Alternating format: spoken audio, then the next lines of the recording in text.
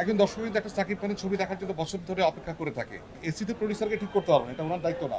অনলাইনে বিভিন্ন ধরনের খবর ছড়ায়, এইসব গুজবে আপনারা বিভ্রান্ত হবেন না। সব মিলে আসলে একটি বিগ বাজেটের ছবি, অনেক উৎসাহ উদ্দীপনা নিয়ে আমরা সবাই মিলে অনেক পরিশ্রম করে কাজটা করেছি, কিন্তু শেষ মুহূর্তে এসে যখন এই প্রদর্শনীজনিত যে জটিলতাগুলো, এটা আসলে খুব পীড়া দেয়। শুধু আমাদের টিমের জন্য, এটা দর্শকের জন্য পীড়া দেয়।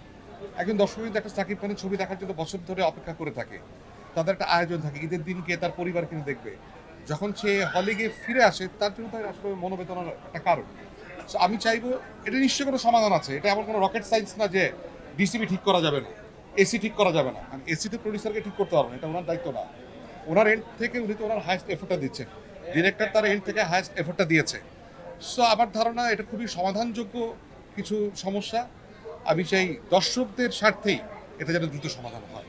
প্রিন্সে যে ক্যারেক্টার করেছি, সেটা হচ্ছে সে একটা মিশনে থাকে, সরকারি একটা গোয়েন্দা সংস্থার ঊর্ধ্বতন কর্মকর্তা। সে প্রিন্সের এগেনস্টে কাজ করে বেসিক্যালি, এবং ক্যারেক্টারটা নানান ধরনের শেড আছে। একদম শেষ পর্যন্ত না গেলে দর্শক চরিত্রটাকে বুঝে উঠতে পারবে না। আমার ধারণা শেষ পর্যন্ত দেখলে দর্শক এক ধরনের আনন্দ এবং চমক দুটোই পাবে। তার সাথে আবারও প্রথম কাজ, যেটা আবু হায়াত মাহমুদের সাথে আমার এক্সপিরিয়েন্স অসাধারণ, চমৎকার। উনি যে কাজগুলো যেভাবে করেছেন, উনি কনফিডেন্ট ছিলেন, ফোকাস ছিলেন। উনি জানেন উনি কোন কাজটা করতে চাচ্ছেন, কীভাবে করতে চাচ্ছেন। অ্যাজ অ্যান আর্টিস্ট সেই জায়গাটা আমি ভেরি মাচ স্যাটিসফাইড। পর্দায় তো দর্শকের রিয়াকশন থেকে যতটুকু বুঝতে পারছি, রসেন ভালোই জমছে। কারণ দর্শকের পরে আমাকে বরবাদের পরে মামা মামা বলে ডেকেছে। এবার দেখা যাক কি বলে ডাকে। দর্শকের জন্য আমি আগে বললাম যেটা পীড়া দেখা, আসলে আমি টেকনিক্যাল বিষয়ে বুঝি না, আমি অভিনয়টা বুঝি, অভিনয় করি।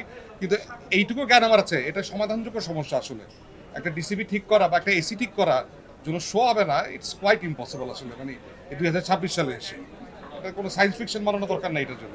দর্শকদের উদ্দেশ্যে একটা কথা বলবো, অনলাইনে বিভিন্ন ধরনের খবর ছড়ায়, এইসব গুজবে আপনারা বিভ্রান্ত হবেন না। নিজে হলে গিয়ে ছবিটি দেখুন, দেখে আপনার মতামত দিন। খারাপ হলে খারাপটাই বলুন, আপনি এই ছবি ভালো হয়নি, আমরা সেটা মেনে নেব, কিন্তু কান কথায় আপনারা বিভ্রান্ত হবেন, আমি এইটুকুই বলতে পারি।